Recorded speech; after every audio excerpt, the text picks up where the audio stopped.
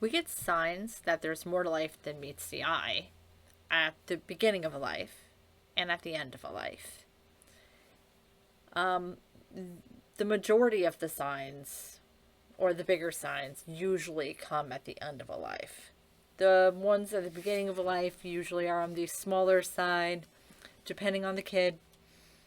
So most of the time, a lot of those signs will come when they start to talk. You will definitely hear some stories from them. And depending on your background, faith, whatever, sometimes you'll dismiss them. Some people will. But sometimes those stories are really intriguing. Actually, I drive kids for a living, and I just had a little boy. And I've been driving him for quite a few months now. And he sat up one day, and we were going down the street. We've gone down, like a whole bunch of times now. And he goes, I remember when all the telephone poles were snapped in half, and they were all down, and the trees were down, and it was a big mess. He goes, I remember what it was like on this road when it was like this. And I was like, really? Like, when was this? And he goes, it was when I used to be here. And I said, used to be here? What do you mean? And he said, it was before he's at the house he's at now. And I tried to go with that. I said, oh, like, before you moved here? He goes, no, before I was with this mom I'm with now, when I was an adult. And I said, oh. And then he dropped the subject. And I thought, well, that was weird. I wanted to hear more, but that's all he offered me. And so there's my most recent example. But I've heard those kind of stories before. I've gotten bigger signs, and I've witnessed bigger signs at the ends of life. Things like crying and hugging and talking with somebody who isn't there, who we can't see. Conversations with people that are not living. But somehow, that person who is so close to leaving this planet has been talking with them as if they're really there. So, those are the times when you will get those signs.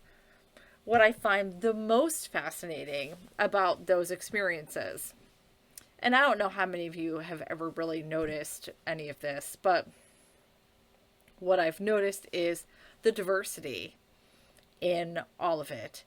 How that particular person, depending on their belief system, whether they're Catholic or Baptist or maybe they're Jehovah's Witness or whatever the case is, their end of life experience matches what their belief system is. And I think to myself, wow. I've noticed this. It's not just, a one size fits all kind of thing. Like, they've really tailored this to the individual. And I thought, well, why would they do that? Why would anybody do that? What's the reason behind that? So then I thought, and this is when I was younger that I thought these things up. Like, this is the kind of kid I was. I was thinking things like, well, maybe this whole place is made up of all of these religions. I was trying to figure out, like, what religion I should be as a kid. Because I didn't have one. That's a whole other story. And I started to think, well, maybe it's made up of all of these religions. And so would there be, like, separate gods? Or would there be, like, different Jesuses? Or would there be, are all of these priests and pastors and different, I'm making the world here as I go along, but, like, all of these different religions are kind of being on the same planet. Like, maybe they're kind of working together or something. And then I started thinking to myself at an early age, when I started really communicating with my guide and figuring all that out. I was like, why would it be like this? Why would you have so many different avenues you can go with all of this? And that's when it hit me what this is. And now I can't unsee it at all. That Earth is a school. After I had that revelation, and believe me, I wish I could remember what year that was, but I cannot anymore. And because it all blends together. The revelation that we come here to learn Earth was school, and then at the same time, I was working with my spirit guide a lot more. I had learned what his name was, and then I was picking up on a lot more of the signs from him because it was just getting easier. And then at the same time, this story that I held within me for so long, it started as a little kid. I was getting like little pieces of it in my mind, and I would be playing with the characters, and I would be seeing this globe in my head, and I would see this man and this woman running at each other across the globe with like fire trails behind them. And you'd see one running, you'd see the other running, and then they would just hit each other, and it would be like this explosion. And I would see that so much. And I played with so many different scenes in my head as a kid, and then as an adult. Like, I was doing all the things that I was told that were normal for me, you know. I got married, I had kids, and I was doing all those things. And I had thoughts of writing a book, but I didn't have the formal education that we are taught that we need in order to be an author, you know? So that's why it took me so long to do that. And in the meantime, like, I had thoughts of all kinds of stories. I was always cooking up stories. I told my kids stories all the time when they were little. I would cook up whatever story in my imagination, and then I would be looking around in like bookstores and libraries and stuff for this, you know, whatever thing I was cooking up in my head. Well, there was this one story I just could not find. And I do remember, and I remember when I was 10, it had to be 10 because I remember the school. I was either 4th or 5th grade. The school in particular only had 2 grades in it, 4th and 5th. And I went into the library and I was looking for this particular story. I went to the librarian and I said, "Do you have any books about soulmates?" And she laughed at me and she said, "Oh, there's no books about soulmates." And I remember being really confused by her statement because I could have sworn there was one. So, like, I knew one existed. Little did I know it was in here.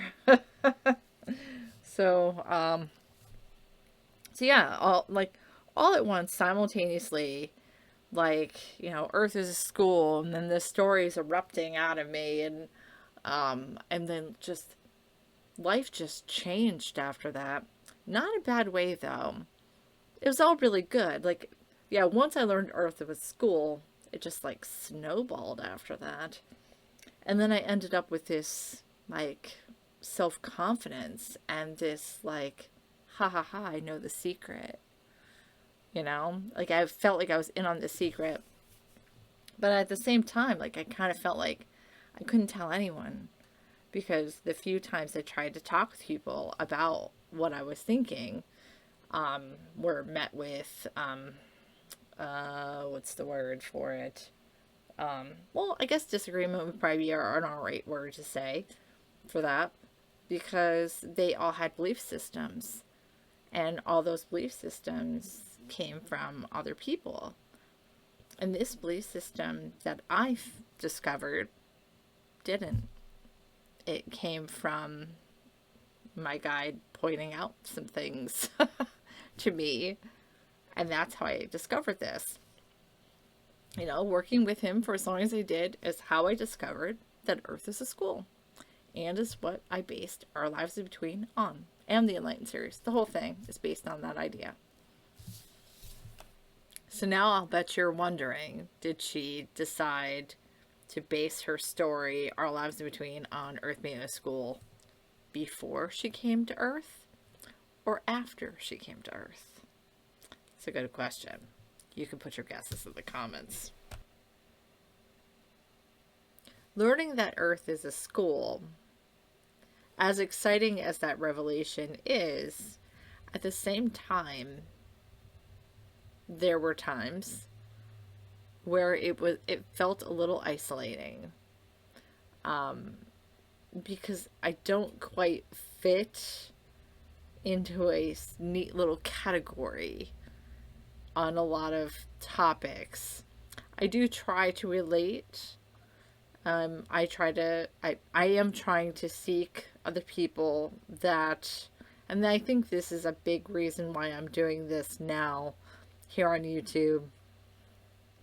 I'm looking for people that are thinking something along the lines that I am, and maybe discovered this themselves. Not in the complicated way that people have made it. I'm not a religion, I guess. I don't consider this a religion. I consider this just it's just knowledge that we're here to learn. So I'm looking for those people, I guess, or like-minded in that way. There's got to be someone else that is thinking this too. Not necessarily connected to a certain belief system or what is the word that I'm looking for in this?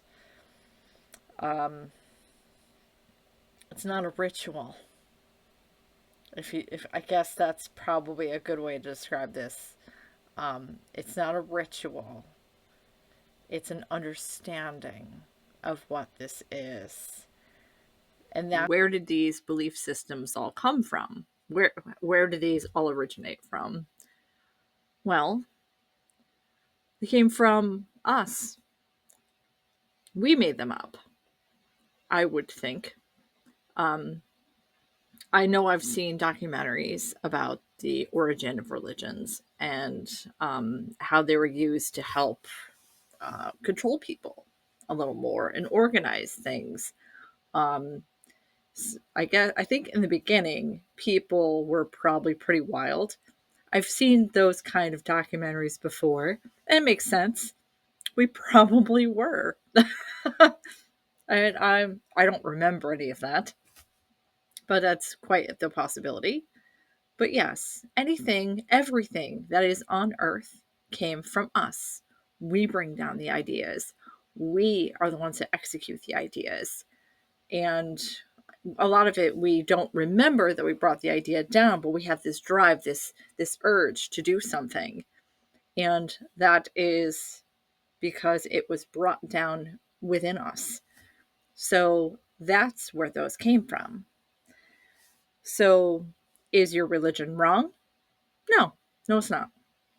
The reason I don't think your religion is wrong is because it is a part of your education. Just like if you decide to go to college, right? You have choices of classes you can take, and you can sign up for anything you want. Same goes here. You are here for an education, so maybe that includes being Catholic or Muslim or Jewish or Buddhist or maybe Wiccan. The sky's the limit. Or maybe you're here to discover that Earth is a school. It's really up to you. So no, I don't think religion is wrong. I don't think your religion is wrong. It could be right. If it brings you comfort and it makes you feel better and it feels right to you, then it's not wrong. So, why did I decide to start talking about this now versus a whole bunch of years ago when I first discovered Earth was a school? Well, up until very recently, I have been very busy learning about it, and I wasn't as knowledgeable about the material as I am today. Nowadays, the few times people have asked me about the subject, I find myself rather engaged in the discussion, and I'm able to answer a lot of those questions. And the other day, I surprised myself with what just spilled out of my mouth. And so I'm thinking that um, I'm not the only one that has noticed that, because I have also been being encouraged by Luke to open up more about it. And they're definitely liking the YouTube part. Um, then the last piece, and the reason that I am stepping forward and utilizing YouTube for this, is because I started to realize that there are like billions of people on this planet. And I've often felt kind of alone in this belief that I have, this discovery of mine. And I just have my kids to talk about it with, which that's not sad or disappointing or anything, but it would be nice to have friends that totally understand it and are maybe experiencing the same things. And I started to wonder if maybe there are other people that are like me who have been just kind of hiding it for a long time, that they've been communicating with their spirit guide and they're watching for those signs and clues. And like maybe they figured out Earth was a school too. I can't be the only one. So I figured if I put myself out there and um like maybe somehow we could all connect and I would find my people. And maybe you would feel a lot more comfortable if you are one of the people who have realized that you are a student at the biggest, most famous school ever known. Maybe you'll step forward and say something and embrace who you are, like I'm doing. I will be making more videos and we will discuss this more. But in the meantime, if you would like to learn more, you can visit also Harmony, the character in my story. She has her own blog, and it's called How I Survive Earth, and it has lots of information about the Earth School and what this all is. And so not only will we be talking about it here, but you can definitely read about it there, and you'll be able to learn more about the Enlightened series and Our Lives in Between, and the next book, which I hope to have out eventually. There must be a plan for it somehow. I don't know that plan yet. They have not shared it. Although I can kind of see maybe one starting, but I'm not sure. We'll see. All will be revealed in due time, I suppose. So, yes. And that's pretty much all for me today. Thank you for watching and hanging out with me and listening to me babble on about Earth being school and me embracing who I am. And I'm hoping if I'm doing this and I'm embracing who I am, then maybe you will too. Maybe learn to love your life more, because you should. It's important.